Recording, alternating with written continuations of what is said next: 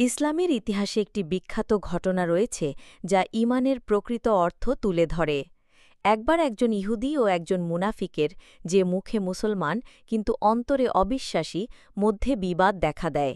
ঘটনার সারসংক্ষেপ এরকম: ইহুদি লোকটি প্রস্তাব দেয়, চলো আমরা আমাদের বিবাদের মীমাংসার জন্য নবী মোহাম্মদ সাল্লাল্লাহু আলাইহি ওয়াসাল্লামের কাছে যাই, কারণ তিনি জানতেন নবী সাল্লাল্লাহু আলাইহি ওয়াসাল্লাম সর্বদা ন্যায় বিচার করেন। কিন্তু মুনাফিক লোকটি রাজি হল না, কারণ সে জানত তার দাবিটি মিথ্যা এবং রসূল সাল্লাল্লাহু আলাইহি ওয়াসাল্লাম সত্যের পক্ষেই রায় দেবেন। অনেক বিতর্কের পর অবশেষে তারা রসূল সাল্লাল্লাহু আলাইহি ওয়াসাল্লামের কাছে যায়। নবী সাল্লাল্লাহু আলাইহি ওয়াসাল্লাম সব শুনে ইহুদি লোকটির পক্ষে রায় দেন। মুনাফিক এই রায় মেনে নিতে পারল না। সে হজরত ওমর রাদিয়াল্লাহু আনহু-এর কাছে যাওয়ার প্রস্তাব দিল, এই ভেবে যে ওমর রাদিয়াল্লাহু আনহু হয়তো মুসলমান হিসেবে তার পক্ষ নেবেন।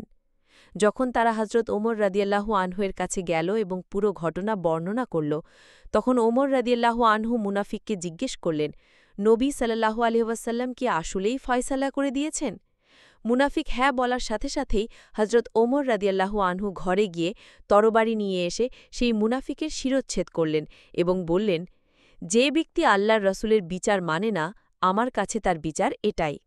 কোরআনে আয়াত নাজিল।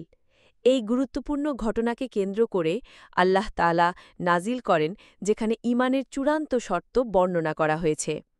আপনার রবের কসম, তারা ততক্ষণ পর্যন্ত মুমিন হতে পারবে না যতক্ষণ না তারা তাদের রুদ্ধকার বিবাদের জন্য আপনাকে মুহাম্মদ সাল্লাল্লাহু আলাইহি ওয়াসাল্লামকে বিচারক মানে, তারপর আপনি যে রায় দেন তাতে নিজেদের অন্তরে কোনো দ্বিধা না রাখে এবং সর্বান্তকরণে তা মেনে নেয়।